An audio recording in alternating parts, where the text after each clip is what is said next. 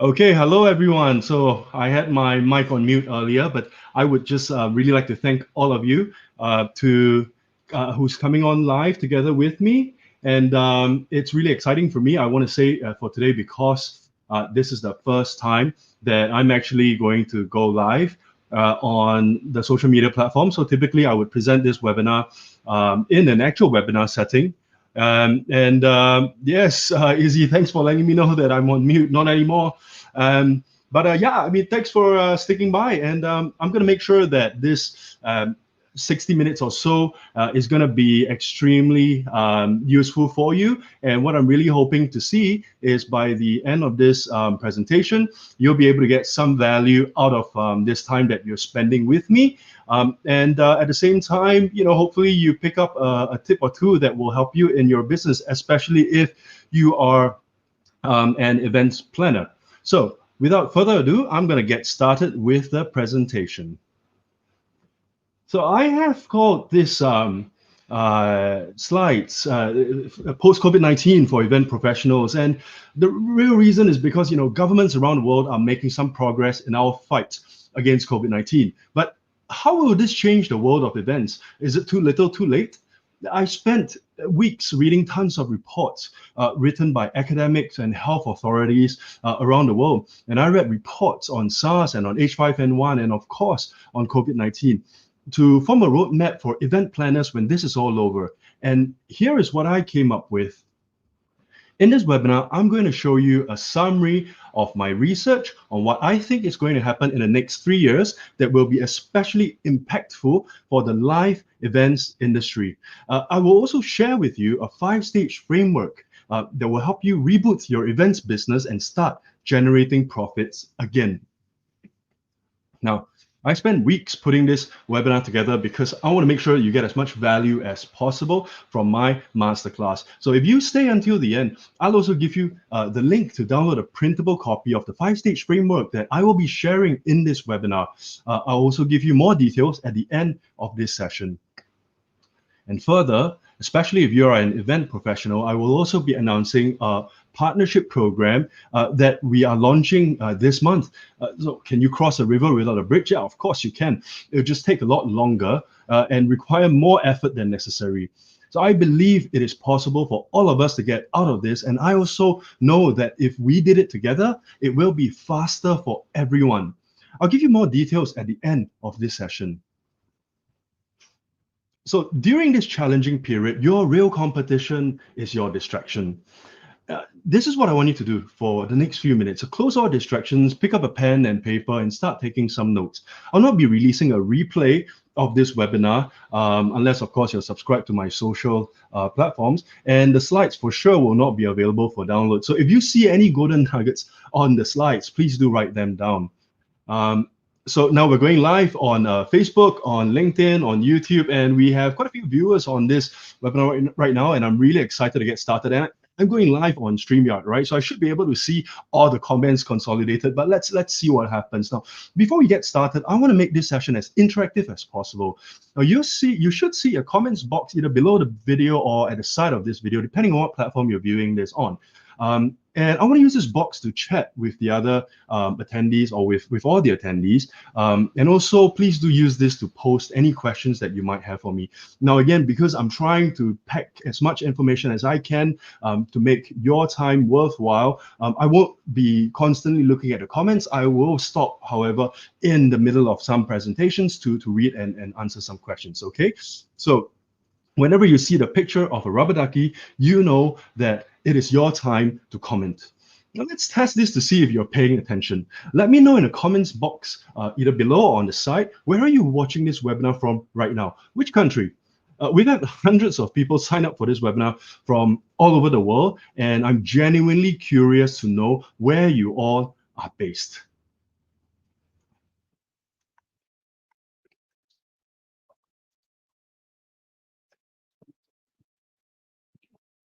Oh, awesome. So Elias, hello from sunny Miami, Florida. On LinkedIn, Jade Scott, hello, good morning from Brooklyn, New York, amazing. Easy, thanks again for reminding me that I was on mute earlier. Glasgow, nice. We have another friend from Florida, from North Carolina, from Alberta, Canada. Wow, that is so cool. Farah, hello from Abu Dhabi. I lived in Dubai for a while. You'll see in a few slides. Tobin, hello, my friend. Miami, Florida, amazing. Gabriel, Singapore. Keith, Canada. Great, great. So now that we know the comments box works and I'm actually able to see your comments, we can continue with the rest of this webinar. Now, I know that most of you attending this webinar are event professionals, although there are some of you who are just curious about our industry. But to make sure that this is the right place for you, I've thought of a few reasons why you may be attending this webinar. So reason number one, you're lost in space. You're here because you have been in the events industry for a while, but this COVID-19 situation was completely unexpected. You've got caught off guard and you're just not sure what to do next. Reason number two, you're living life on the edge. The world is falling apart and you're still interested in planning a live event, either for yourself or a client. Hey, you know you're taking a risk here, but nothing ventured, nothing gained, right? And reason number three, you're not in the events industry, but you believe that looking ahead is important to your business. You want to get as much information as possible about the future so that you can plan for your business no matter what industry you're in. So you're in the right place right now if you can relate to any of these scenarios. So tell me, type in number 1, 2, or 3. Are you lost in space, Risky Riley, or Curious Charlie? Which one resonates with you the most on why you have showed up here today?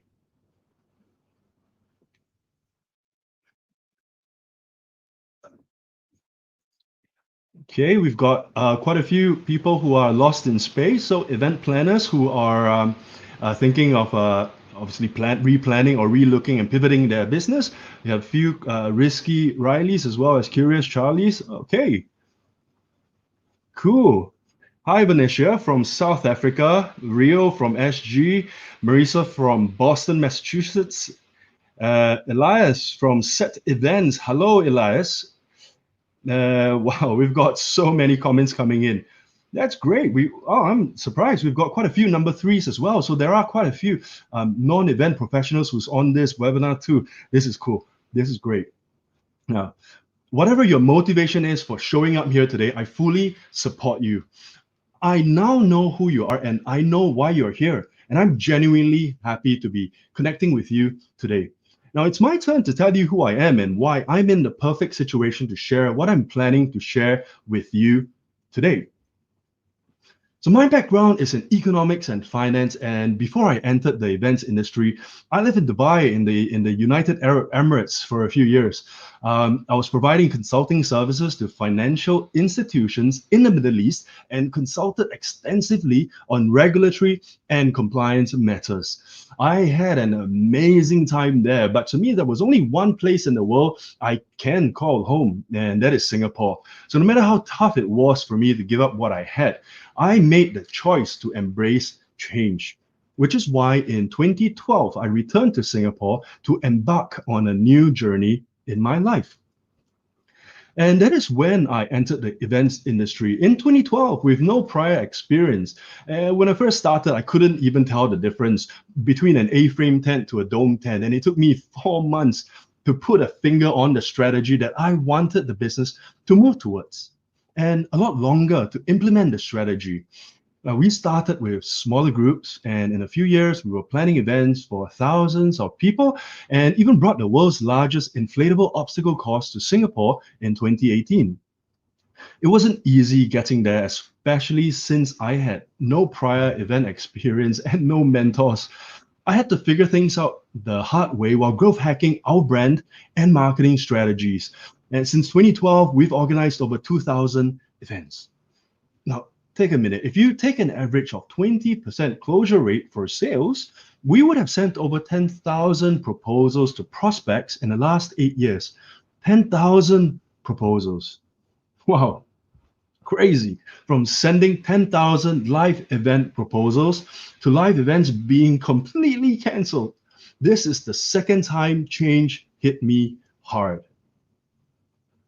And this is me today.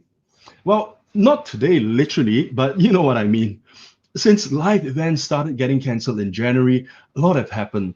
My wife Stacey and I welcome our little princess to the family. So 2 boys and 1 girl, yay! I launched a Facebook group to share tips on productivity and work-life balance, especially when working from home. That group now has over 500 members, 30 video lessons. I added over 3,000 new connections on LinkedIn, mostly event professionals like yourselves from all around the world. So thank you for connecting with me. We've also launched 4 of our own virtual event platforms, and in the same period, I recorded my first and my 80th video, which I shared on YouTube. While the world was drowning in COVID-19 news, I refused to let myself be influenced by all the negativity. You have to consciously remove the negativity in your life in order for positive things to happen. Now, enough about me. I want to share some stories with you about some event professionals in Singapore who have found ways to reboot their business in a post-COVID-19 world. And the first story I want to share is that of Cyrus. When I first met Cyrus, he was a professional event host. He wasn't the most popular event host in Singapore, but man, was he good at what he does. I met Cyrus when the sky started falling down for event professionals, and he told me that he was going to get a few more online hosting gigs. Fast forward a few months, and he's now hosting regular online shows for one of Singapore's largest electronic store. And he is also expanding to Malaysia and Hong Kong with this. That's amazing. Before COVID-19, Cyrus was simply an event host based in Singapore.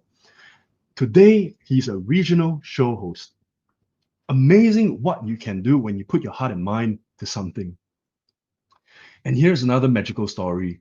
TK Jung won the Golden Buzzer in Asia's Got Talent, and from there, his career as a professional event magician took off like a bunny pulled out from a tall hat.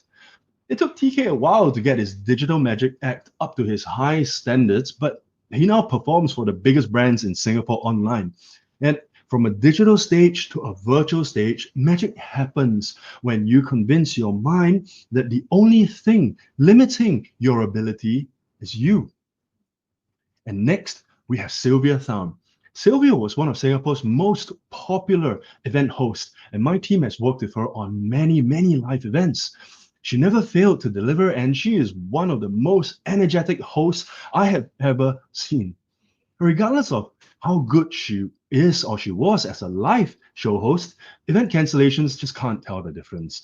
It must be so tough for an industry veteran to switch to a new platform, but Sylvia took it like fish to water and started her own talk show, Prime Time with Sylvia, where she brings inspiration and positivity to her viewers. And this is one of the most amazing pivots I have ever seen since COVID-19 hit our shores. Kent Teoh, the founder of Artbox, Singapore's largest outdoor festival for the last 10 years, has organized the first and largest virtual night market. Ken has always been a traditional outdoor festival, bazaar kind of event professional, and he has been extremely successful in that scene. I remember him telling me about running a digital festival earlier this year, and if there's anyone who pushes the envelope in the live event scene in Singapore, it is definitely Kent. Now, many of you told me that you were lost in space or a headless chicken. Imagine if you could hit the replay button and hit back 3 years, knowing what would life be like for you? What would you have done to better prepare yourself if you could hit the reboot button today to bring yourself back in time? What would you do differently? Let me know in the comments box below. Whoops.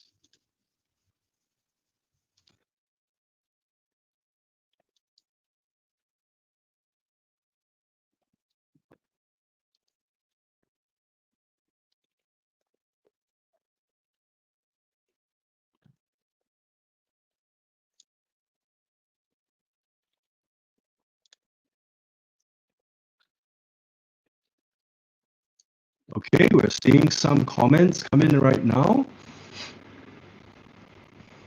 Fantastic. Okay, great. Well, the bad news is we obviously cannot go back in time, but the good news is we can plan for the future. And it is now time to go to my future timeline for the next 3 years. To put this timeline together, I have done extensive research using publicly available information online.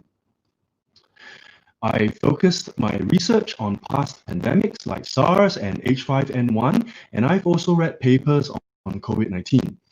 While my focus was primarily on finding out how these pandemics will impact the Asian economy, the information I share in this webinar can apply to event planning around the world.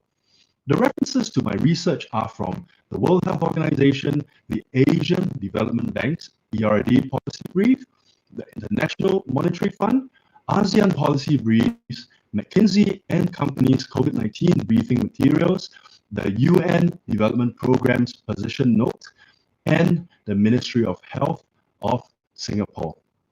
Now, in the next few slides, I'd like to show you some clipping from my research that will explain how I use these reports to try and form my future of a post-COVID-19 world.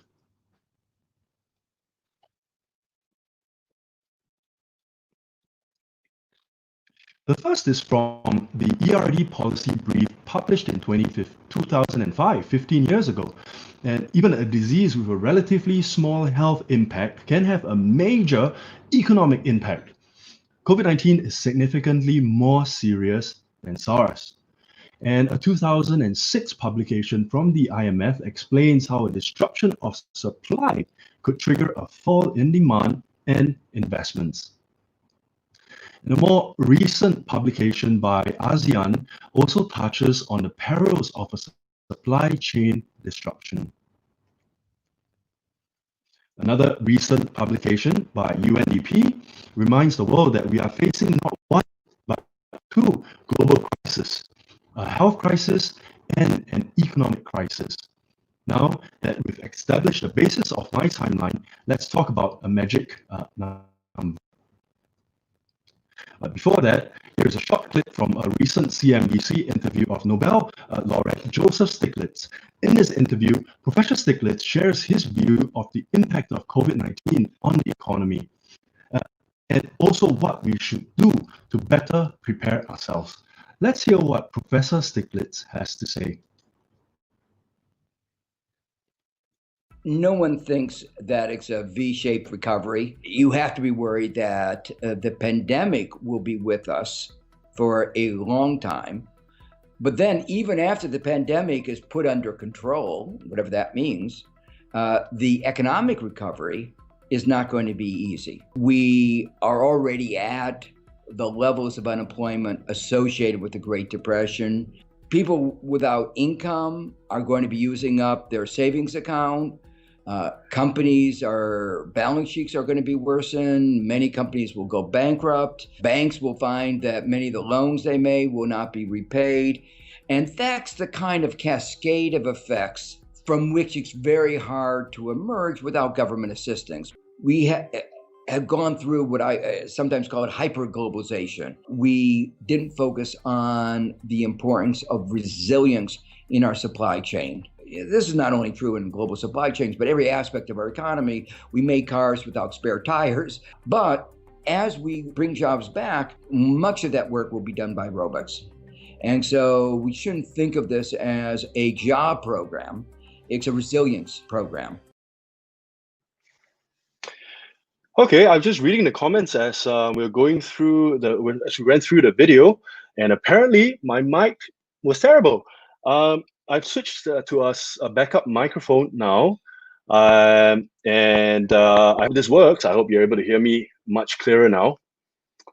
Just let me know in the comments. So I'm just gonna keep going regardless of this technical issue. If you can hear, I'm hoping you can hear me. If not, I'm gonna try something else when we pause next again, okay? So in order to build resilience, we need to have a plan. And in order to have a plan, we need to have some assumptions and projections. It is impossible to project the future based on specific days, weeks, or months. So I picked a magic number that I will be using in my timeline for my projections. This magic number is based on past research and the current COVID-19 situations around the world. Amazing. My mic is much better now. Thanks, guys. And the magic number is 6. Specifically, 6 months is the basic building block that I use to build a timeline for the next 36 months. Why 6 months, you ask? Well, it's not exactly rocket science, but I needed to pick a period that was logical and easy to understand. So I took reference from history, and here are the 3 reasons why I picked 6 months. Firstly, there were 3 waves of the Spanish flu in 1918. Roughly the time between the peak of each wave is about 6 months.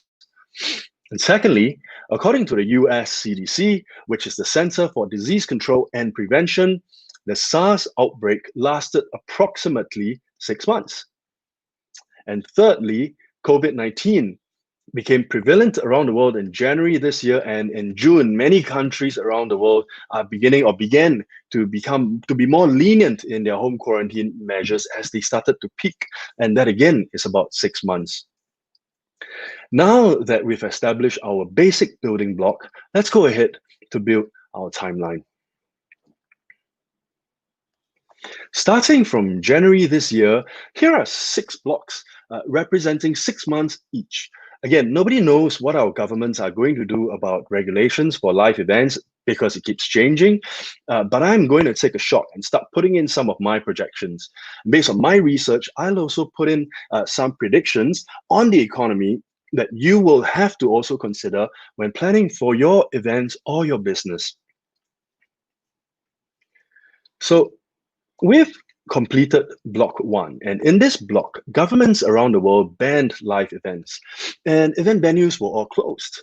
The economy started to feel the real impact of COVID-19 as supply chains got disrupted and retail businesses were closed. Businesses who were able to telecommute continue to operate, albeit at a much lower capacity. And government stimulus measures began, but many individuals and businesses fall between the cracks. Massive production disruptions that started in China have led to a lower supply of goods and services that reduces overall hours worked, leading to lower income. And we're currently in block 2. And from here onwards, all the information I'm sharing is based on my research and projections. So live events will still be banned in most countries, but small social gatherings will be allowed. Some event venues will be allowed to operate, but with very strict social distancing measures. Companies will still be telecommuting if they can, except for those with government exemptions, and businesses will start to feel the negative effect of COVID-19 as they begin to cut salaries to lower their overheads. Because of a decrease in income and increase in insecurity, consumer demand significantly decreases.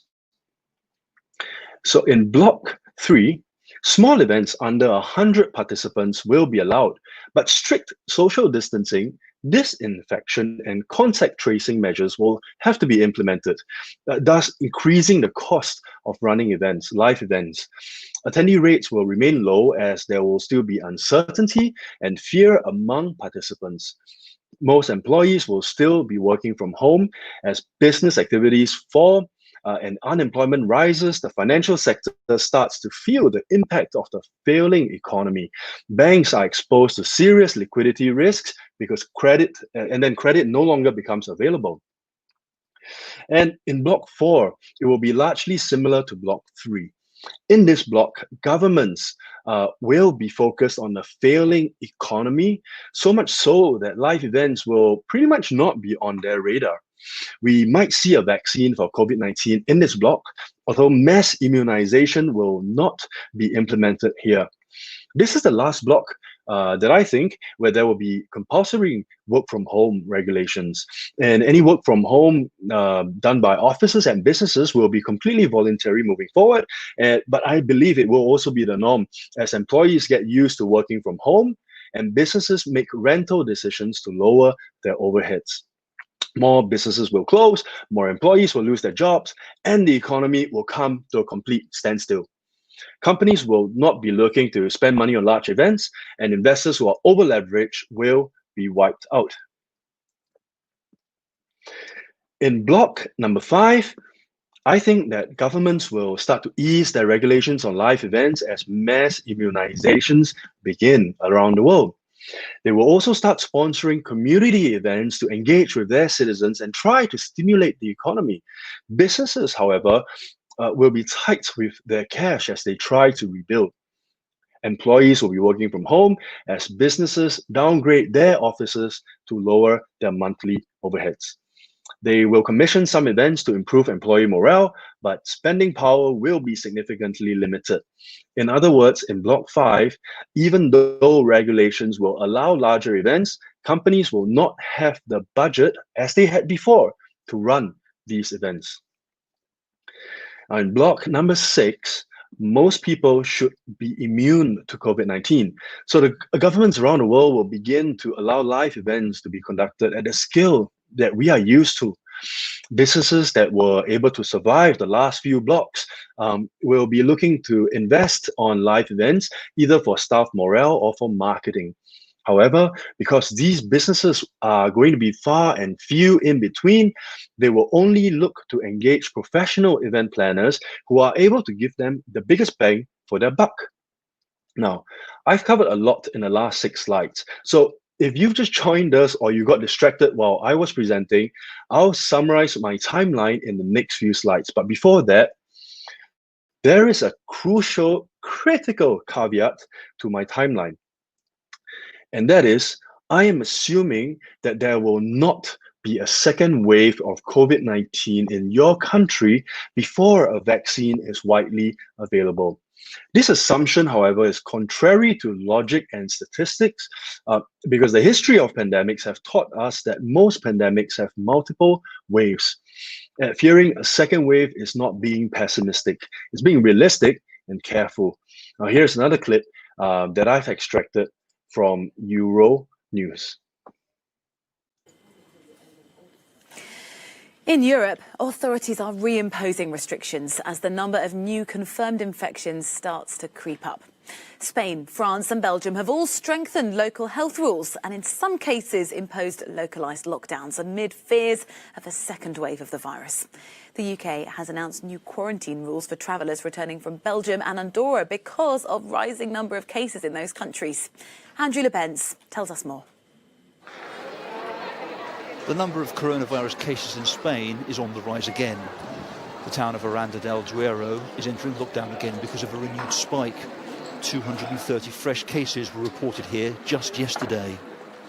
Most of the outbreaks are associated with domestic settings, family meetings and gatherings of friends.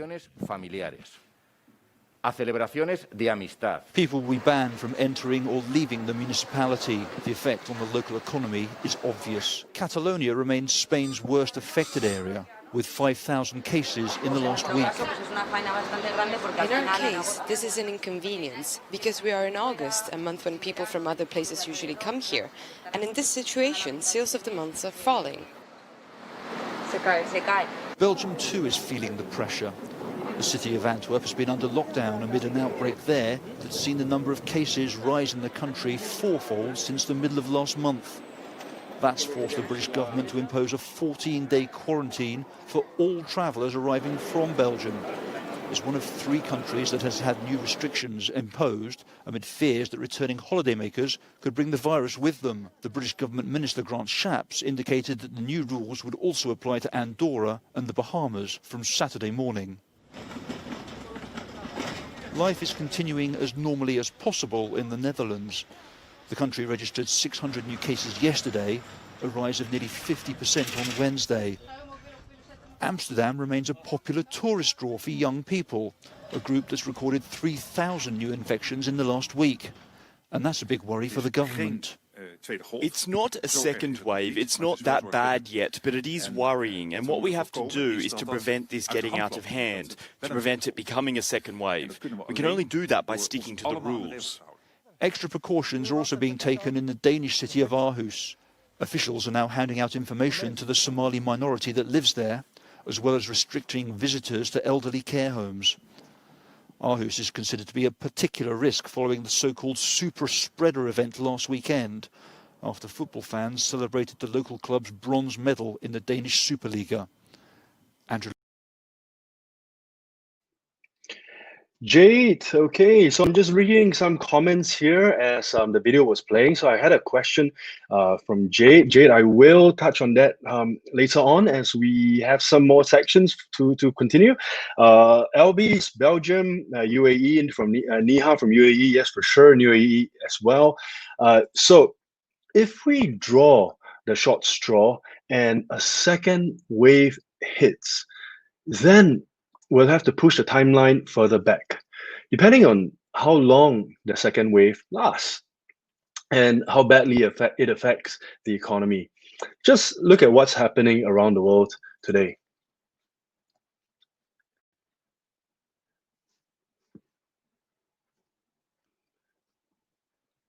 Okay, so the slide is not playing, but let's move on to the next slide. Okay, so while the slides are loading, we've covered a lot in the last few slides. I just want to check and make sure if you're still with me. So comment on yes if you're still here, and I would appreciate if you could put your comments in the comments box. So I know you're still online and still focused on what I have to share with you next. And while I'm waiting for the slides to refresh, we can probably have a chat and touch on some of the questions in the comments box.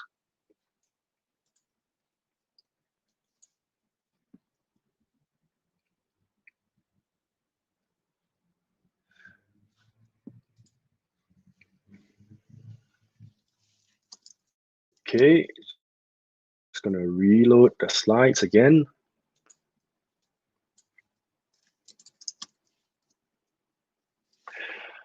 Thank you, Venetia, Mike, Farah, Jade. Thanks for letting me know you're still online. So as I'm loading up these slides again, because I accidentally closed Google Drive, Laura, thank you. Very good information. Thank you for your comments. Yeah, so maybe let's touch a bit on what Jade has asked. So what do you think about small events that typically require several people sitting at the same table, round table events? I think, Jade, that, well, I'm not sure if you're asking from a regulatory angle or from sort of like from a business angle that for us to sort of plan. But if you ask me, I think these events could still potentially happen even if they were sort of sitting physically at a table, literally in the same room, because small events are actually easier to manage. They are sort of cheaper to manage as well, especially if there are going to be social distancing regulations required. For example, if you typically had, let's say, 15 people, 20 people in the room, you could still potentially have 15, 20 people in a room without sort of over investing and spending too much money on the event venue. So that was sort of the concern that I had with events, because the problem is that if even if live events were to continue, and imagine if, you know, instead of booking a space for, let's say, 200 people, now you have to book a space for, let's say, 1,000 people because of social distancing rules and regulations, then, you know, that's obviously going to significantly increase the cost of your event, right? And if that increases the cost, then of course you're going to have to pass that cost over to your client or to your sponsors. And when that happens, again, then it becomes a little bit unrealistic because to run a live event, because where previously they could just simply spend, let's say, $100 a head to run that event, but now because of social distancing, they have to spend twice as much, 3 times as much, right? So I think small events that require several people or few people, I think these are probably still good events that can be run if that's something that you do. Otherwise, you would be looking at other alternatives for sure. Okay, great. So, Mike, I saw another question. I'm interested in knowing how our video photo production company can support the new virtual event. Well, that's an amazing question, Mike. So I just connected with Mike on LinkedIn today, I believe, and I was just thinking about how we can sort of collaborate and work on something together, especially with somebody in photography and videography. And this is an experience that I had recently. So we've run quite a few virtual events ourselves in the last few months. And something that's missing is obviously the photography and the videography. But what we did for our client was we literally had screen recording. So we use Camtasia, and we hired a photographer and a videographer, a virtual videographer. So what we did was we hopped into the event, and because we were running it on our own platform called The Interchange, there were many rooms and multiple tracks were sort of happening at the same time with different video conferencing. And at the time, there was also a speed networking activity going on. So what the videographer did was he sort of jumped into different rooms and kept recording and recording, and on his icon on his profile picture was literally official videographer. And he was just hopping around rooms and then going back onto the live stage. And then what happened after that was he then compiled this, I think, in Premiere Pro with some nice stuff done in After Effects, obviously, to produce an after a virtual event, a virtual after event show, after virtual event show reel, which was pretty cool. I mean, obviously, due to confidentiality, we can't show the video. But it was a really good video because there were parts where we had participants sort of blow up their screen, right? So you see like a full screen of these participants. There were other snippets in this video show reel where there were, let's say, 30, 40 participants in one room doing an activity. There was a mini team building game. They were playing a Kahoot game as well. So all these things were screen recorded, video screen recorded. So I'm not talking about screenshots, right? Because screenshots,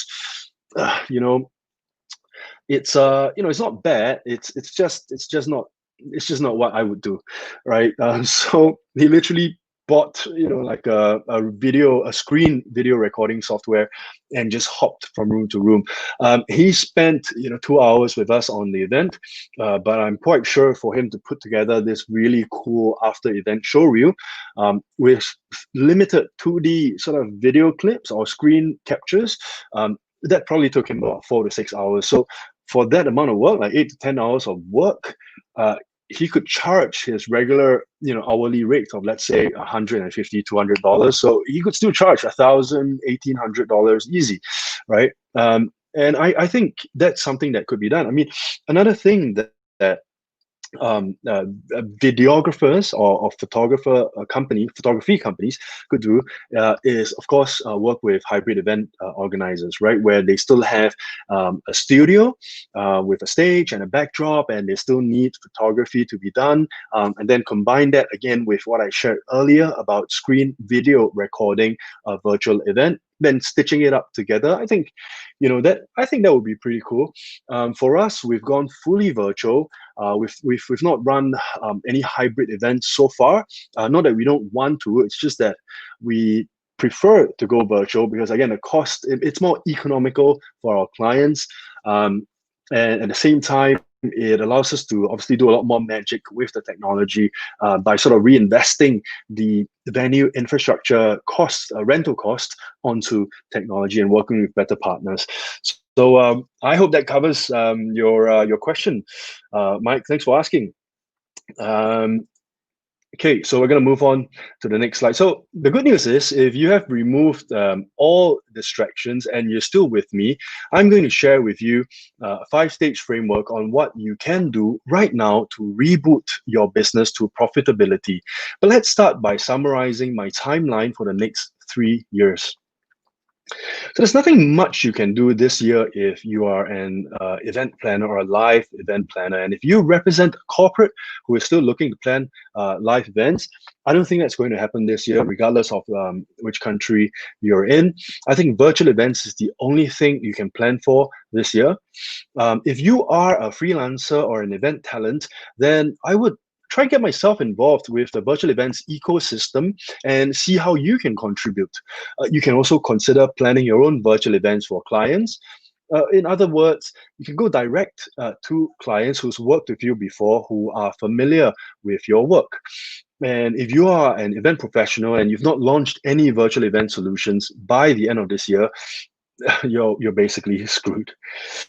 So next year, I think next year is going to be worse for the economy in general, but smaller live events will be allowed to run.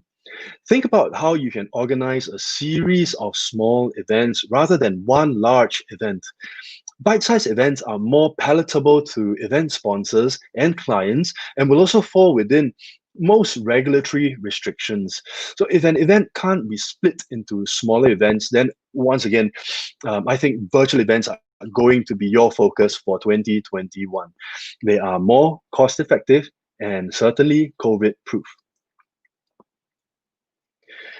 So 2022 will be the start of a very, very long recovery. Assuming you're still an event planner by then, that would mean that you have not only survived the previous years, you would have also built a reputation for yourself as a professional event planner who was able to overcome the odds. And this is extremely important because there will be a flight to quality in this year. It is not enough to only be planning events throughout the start of this crisis. I believe that it is even more important to be building a brand and to let your sponsors and clients know what you've been up to. Whatever you do leading up to this point will determine what will determine whether January 2023 is a turning point for you or a continued struggle for the next few years. Okay, so I gave you a promise at the start of this webinar made out of two parts. The first is to show you my 3-year timeline of the live events industry, and we've covered that. And the second part to my promise is to share a 5-stage framework with you. One of the reasons you're on this webinar is because you probably did not put a plan together for your event business 3 years ago for COVID-19. And here's one thing that I want you to really understand. Having a framework and a plan means that you no longer will be scrambling from one event to the next, or worse, constantly fighting for your next event. But instead, you begin to build a business that has longevity while giving you short-term profits without the additional stress of not knowing what's going to happen next. Now grab a pen and paper, and because you're going to need it for the next few slides. Now here we go. So stage 1 is called replay. In this stage, I encourage you to go back to the basics. Ask yourself questions such as, what are you good at? Not your staff, your team, your partners, you. Why did you start this business in the first place? And what do you have in terms of skills, hardware, software, client list, portfolio?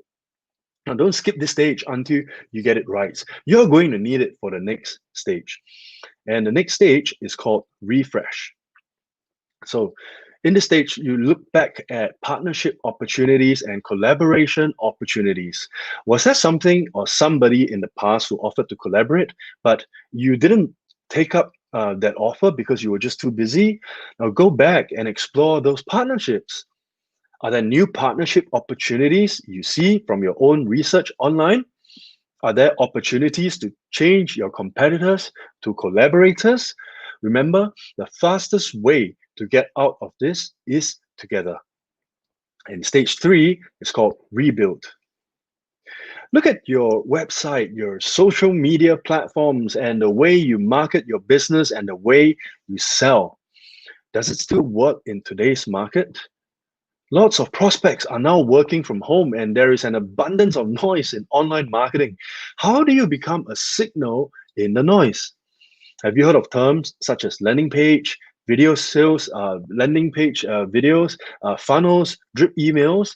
If not, you should go and find out now. So stage 4 is called refill. Now, word of mouth works best when there is an equilibrium in demand and supply, but the scales have tipped and you now have to get above the crowd and get the word out. So in this stage, you have to explore new sources of leads. Personally, I recommend using LinkedIn. So 1 week before this webinar, I started connecting with quite a few of you on LinkedIn and invited you to join this webinar without spending a single cent on ads. It is possible to fill a pipeline with a relevant audience by using LinkedIn if you complete the previous stages in the 5-stage framework first. And finally, the 5th stage is called reboot. This is the stage where you reboot your business, because by now you would have already built a strong fundamental for your new business using past achievements. You would have rebranded yourself and your business to suit a post-COVID-19 world. Your pipeline should be filled with new leads, new prospects, and worst case, even if your pipeline isn't full, more people would know who you are. And once to this stage, you should already be bringing in new business that you might not have even thought of before COVID-19 happened. This is the stage where you deliver on your promises. At this stage, you have to be obsessed with helping your clients succeed. Obsession with your client's success, not your own. By doing so, it will create new stories, case studies, and potentially partnerships that you can then feed back into your 5-stage framework. Now, I've tried breaking down these 5 stages into something that is easy to remember, but don't be mistaken by the simplicity of my presentation. This is not a magic formula. It involves thinking and rethinking. Go through the 5 stages and start writing down your thoughts. At the end of this webinar, I'll also share a link with you where you can download a PDF printable framework worksheet. So before we move into the Q&A, if you think I've given you enough value in the last 20, 30, oh wow, the last 40, 50 minutes or so, can I take just 5 minutes to share with you some of the virtual event platforms that my team at GetUp has launched recently? Just put your comments in the box again. And Hina, I saw your question. Will there be a copy of presentation and a recording after? You'll be able to get a recording on LinkedIn, which is where you're joining me from. But no, you are not going to get a copy of the actual presentation. So, but again, you can just review the video if you want to go through what I've just shared. Okay, thank you. Great. So let me just continue. Trivia lets you host a live virtual game show. Trivia replaces movie nights, team lunches, and cohesion gatherings that you're used to attending before COVID-19. You can host the game show yourself, or we can engage a professional host for you. Our updated library of questions and answers will save you hours of preparation time.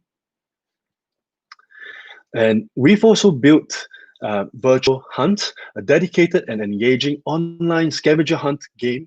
And Virtual Hunt is a truly interactive virtual team building solution that is guaranteed to generate lots of laughter. We design group missions and individual tasks so nobody gets left behind. This game comes with fully customizable missions, and it is an excellent way for you to build a message into your game. In Virtual Hunt, the world becomes your playground. So virtual hunts and trivia are easy to get started, easy to run, and lots of fun. But we know that some events will require a more sophisticated and realistic virtual event solution. And that's why we're also releasing 3D World. And 3D World is a world where participants join as virtual avatars. The interactions in the platform mimics a live event experience. In 3D World, we can also recreate live event venues to great detail. The capabilities of 3D World for events is limited only by your imagination. And finally, I'm excited to present to you the Swiss Army knife of all virtual event platforms, the Interchange. I'm sure you would have faced some forms of frustration with the platforms you're currently using. Now, how many of you are sick of sharing screens, and have you ever tried moderating a Zoom chat with 10 rooms? This is what guided the development of Interchange. Now, Interchange is a virtual platform that focuses on authentic interactions, mimicking the real-life experience and interactions before COVID-19 shut everything down. We give the power to interact back to attendees, and our platform is intuitive and truly flexible. Now, Interchange was built to be a video-first platform. It allows your participants to break off into one-on-one video chat without the intervention of a moderator. With all these features, our goal was to design a virtual platform that facilitates the building of relationships, not just a video conferencing software that facilitates a discussion. And we've also recently released a new feature which allows you to embed any web. I just realized that lets you embed any web software, any web apps that you want onto the platform. So imagine being able to host a 3D gallery, a Kahoot game, and multiple video conference rooms on one platform, one Google Chrome tab. Interchange allows you to do that today. So our virtual event platforms are open to corporate clients, freelance talents, and also event professionals around the world. Collaboration is the fastest way out of the woods, and we would love to work with you on your ideas, no matter who you are. So remember at the start of this webinar, when you told me you can relate to one or more of these scenarios, if you're still online with me right now, you're in the right place and you showed up for a reason. Either you are lost in space, or you're living life on the edge, or you just want to get as much information as you can about future planning, no matter what industry this information was designed for. And no matter what your reason is, I appreciate that you stayed with me. So this is what I'm going to do next. I'm going to take as many questions as I can right now for a few minutes. So just let me know in the comments, how can I help you today?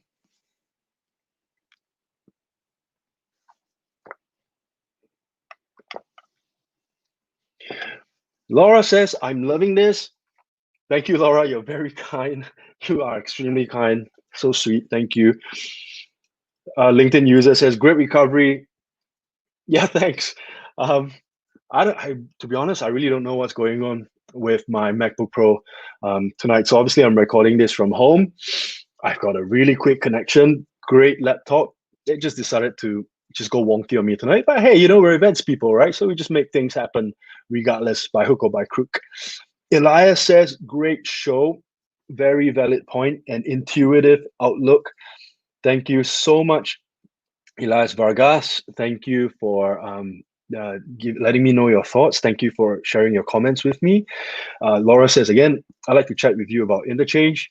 Absolutely, Laura. Just ping me on LinkedIn, drop me a text on LinkedIn, and for sure we can let's talk. Yes. So we're getting some questions, but because of the latency, I may not be able to take all the questions. So you know what? This is what I'm going to do. If the latency doesn't improve with StreamYard and my network at home, which is strange, but if that doesn't improve, then just put your questions or leave your questions in the comments, and I will take those questions after the show is over. I will answer to those comments myself to try and give you as much value as I can. Okay, so with that, I will move on. I promised to give you a link to download a printable version of the 5-stage framework. So here you go.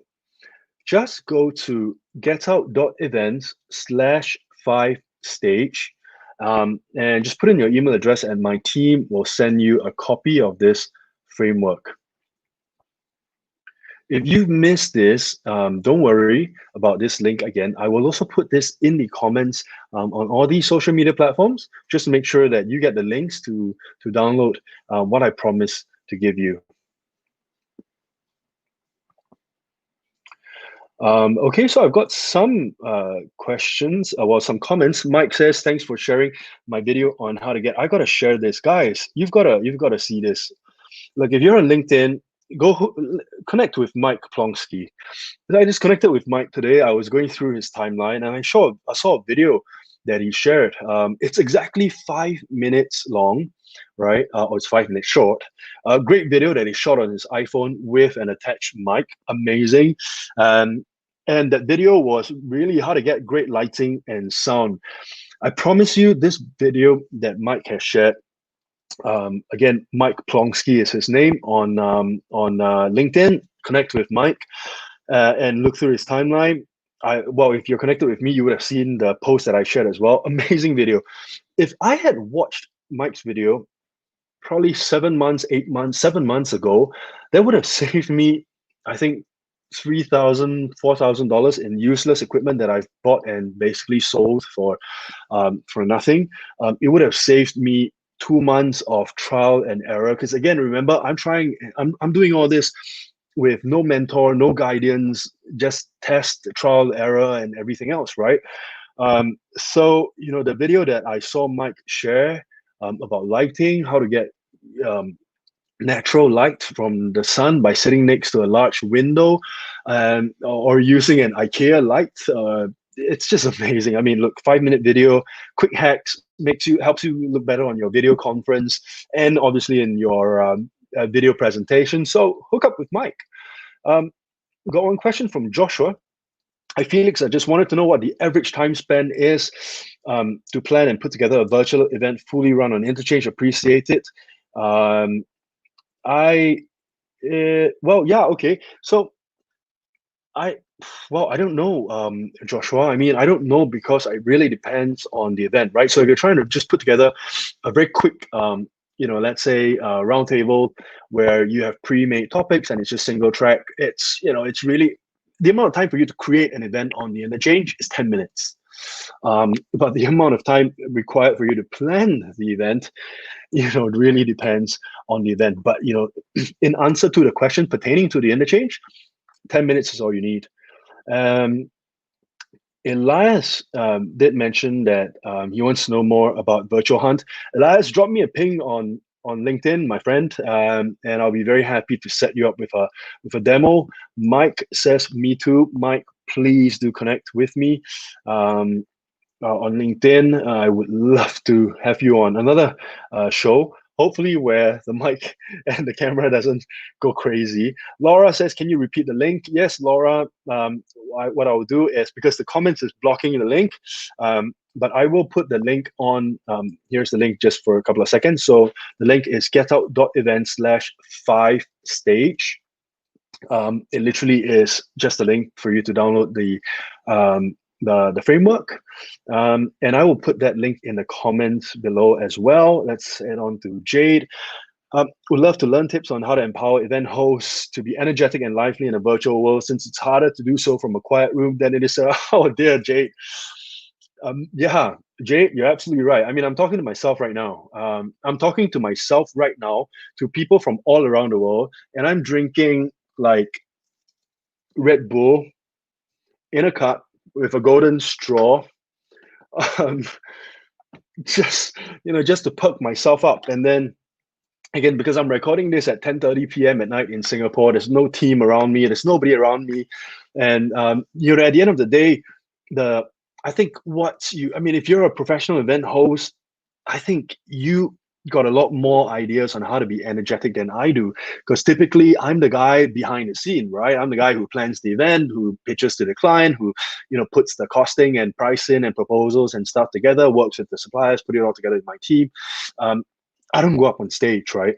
But the tip that I have is, I think if you've got enough live event experience where you're actually on stage surrounded by real life attendees,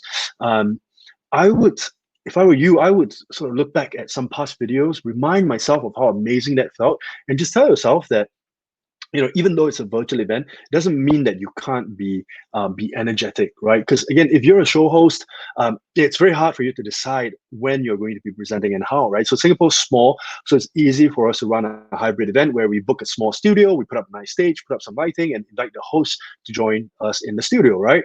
So we could still rah-rah a little bit there. But in larger countries, it's also obviously a lot harder and more difficult to do so. Again, imagination is key. Just try and imagine that you are, you're back to the good old days on the stage in front of hundreds, if not thousands, of attendees in real life. Vicky says, "Hi Felix, thank you for awesome sharing. I just wonder how to create a better experience on a virtual award presentation ceremony." Oh my goodness, Vicky, this is such a valid question. Thank you for asking it. We've spoken to so many clients in Singapore specifically about just another simple event, and we just had a call with a client as well about I think it was sort of like a very short AGM plus a little bit of a conference, a small conference for and a very small association, and when you sort of try and propose and put the event together by saying, okay, even though it's a virtual X, right? A simple thing like maybe a virtual award presentation ceremony. There are so many ways for you to sort of bring a real life experience, a physical experience to a live event, right? So think about it. When you plan for a live event, typically you turn up for the event and then you're so excited and there's a huge boost and like what Jade said, right? So many people in the room and you just want to get things going, make things happen. And when it's over, boom, the adrenaline's gone and everything's finished, right? So in a live event, typically that is what happens. For virtual events, no matter how simple it sounds to you, you should plan it from way before the actual event starts, right? So for example, if this webinar was an actual event where it's going to last, let's say, for 8 hours or 4 hours or something, what we'll do is, firstly, we're not going to run it on a social media platform. We're going to run it on the interchange because we can have simultaneously different things happening at the same time, right? On a platform like that, interchange is not the only platform. It's our platform, so obviously I'm biased. But what we'll do before the event day is we would prepare, like event packs. We would prepare maybe, let's say, small little games, right? Let's say, Where's Wally, the game where we played in, when we were kids. We've got like this huge picture of random stuff. And then there's a few pictures of Wally, simple games that you could print with your logo. Obviously, purchase the correct copyright before you do that, and send it out to your attendees. If this was a virtual award presentation ceremony, then I don't know, send tickets out with chocolates like Willy Wonka and the Chocolate Factory, right? And then those who's got and then randomly put in like a golden ticket in a few of these envelopes, maybe, right? So the envelopes consist of maybe the event flow for your event. It consists of maybe a welcome message or a thank you message from your CEO to all the attendees and the event winners and the award winners. But then in some envelopes, stuff, I don't know, like a golden ticket or something. But these golden tickets are not for the actual award winners, right? So on the event day itself, maybe get your event host to play a game and say, well, if anyone who has the golden ticket in your envelope, we're going to bring you up on screen, not just a stream, but you're literally going to come on the screen with us.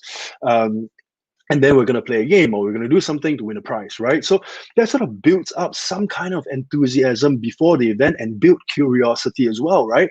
The biggest problem with virtual events, regardless of whether it's just an award presentation ceremony or an actual 2-day, 3-day conference, right, is I think it's attention, right? So me running this webinar on social media is extremely risky because I would have lost, I don't know, 10, 15%. Well, sorry, I would have kept only 10, 15% of you from the start to the end, right? But I would also, so basically what I would suggest for you, Vicky, to do is to work with an event planner, do a build up, and then on the event day, use whatever you've built up to make it more exciting and make it more interesting. And then after that, do a post-event survey or something like that. That's what I would do. Phoenicia, I'm sorry you missed the last bit of the recovery plan. Yes, you will get a recording of this on LinkedIn. The video will be made available. Laura says Red Bull low. Yes, Red Bull people, and I've got 2 cans. So, yep, I'm good. So Mike says to Vicky, presenting a mini promo video about the winners can also show off those people and add to the energy. Exactly, Mike. Hey, you know what? Yeah, work. That's one other thing, right? Work with a professional event producer or production firm company, right? Create a award-winning video and then screen that on your actual event day. Jade says, depending on the size of the ceremony, I have seen some great partnerships with a planner and brands, and exactly competitions and delivered gifts. Yes, Jade, fully agreed. Joshua asks, how would an event organizer convince clients in smaller businesses of the need to turn to virtual events as compared to the bigger MNCs who have already taken a leap into virtual events? Well, Joshua, I've asked this question many times in the past, and a lot of times I had to answer the question from a prospect. Why should I engage an event planner? Why should I engage an event organizer if I could just run this event myself on Zoom? I used to just say, okay, well, if you want to run it on Zoom, then just run it on Zoom. Then you don't really need me, right? But then I've learned from a very good friend of mine from South Africa, Tam Lin, who runs IDNA events in South Africa. So Tam told her answer to that was very straightforward, right? Just because the answer that you would give to your prospect who says this, if you have to sort of convince them, is look, let's say if you had broken bulbs in your apartment, light bulbs in your apartment, right? You could just simply purchase bulbs from Amazon, get that sent to your home, and then change the bulbs yourself, right? But what if there was an electricity trip and a bulb blew and you thought it was a bulb, and then you try and change the bulb, and then the thing doesn't, and then the electricity doesn't come back again. You know what I mean? So it's sort of like becomes a lot more complicated. Just because you know how to do it doesn't mean you should be doing it. You should engage. Well, it depends on how serious your prospect or clients are actually taking this event, right? If this event is important to them, then it is extremely important to be working with a professional as opposed to organizing it on your own. And I think that this applies to both small businesses as well as multinationals. I would disagree, though, that the bigger MNCs who have already taken the leap into virtual events are not, are not there for the picking. I think that both, regardless of whether they've run a virtual event or not, it is they are. If they've run a virtual event before, it's even better, because then one thing that you've verified is you've confirmed that that events are important for this company, right? Even with COVID, they were still willing to run it virtually, and most probably, I would say more than 80 to 90% confidence that these companies or these multinationals would probably have run their virtual events on Zoom, on WebEx, or on Microsoft Teams. Right now, it is really up to you as the event planner on how you pitch an alternative event, a different event, right? Which is what we did, which is why we've built our own platform. It took us 7 months to build, right? And with this platform, what we then do is we do a different presentation to the client. We say that the difference between this and Zoom is you can run multiple tracks, and your attendees can hop into different rooms whenever they want, as long as the rooms are unlocked. It lets them sort of socialize and build cohesion with people whom they've not met for many years, especially if it's a corporate event. I'm assuming you're talking about corporate events. And can you do that on WebEx or Zoom? The answer obviously is no, right? So then you start selling them value to say, look, do you know if you had this capability for a virtual event, then what you can do is the following, right? So start thinking, I can embed a Kahoot game, I can play a quiz, I can embed Virtual Hunt within there, you can do team building, then you can do a stream, and then you can break up into ice-breaking sessions, all sorts of stuff, right? Suddenly, this becomes an actual event where a client or prospect, regardless of whether they've run a virtual event before, they just can't do on their own. And that's how I would pitch to a client, regardless of the size of their company. So thank you everyone for the questions. We have to really move on, but if you do have more questions, please just put them in the comments. I will reply to every comment after this webinar and after I finished well, I do have one more Red Bull that's unopened, so we're gonna do that after this webinar. Okay. So for event professionals, I've also promised to give you more information about our partner program. And here you go. Just go to getout.event/partner-program, and all the information that you need is there. So again, this link is going to be included in the comments on the Facebook, LinkedIn, as well as the YouTube video. So don't worry if you've missed this slide. If you can, just sort of write it down or copy and paste. Copy and paste from a video. Yeah, smart Felix. Anyway, getout.event/partner-program. If not, then at least wait for me to put it up in the comments below, and then you can copy and paste. Okay, so regardless of what happens next, COVID-19 has taught us that having a bad plan is better than not having one at all. Now, in case you didn't take down the website links that I shared in the previous slides, just check the comments box below after this webinar, and I'll share the links there shortly when we're done. Now, we've come to the end of this webinar, and I hope that I have given you a new perspective, especially if you are in the events planning business. I would sincerely like to thank you for staying with me through to the end. And I truly wish you all the best in the challenging years to come.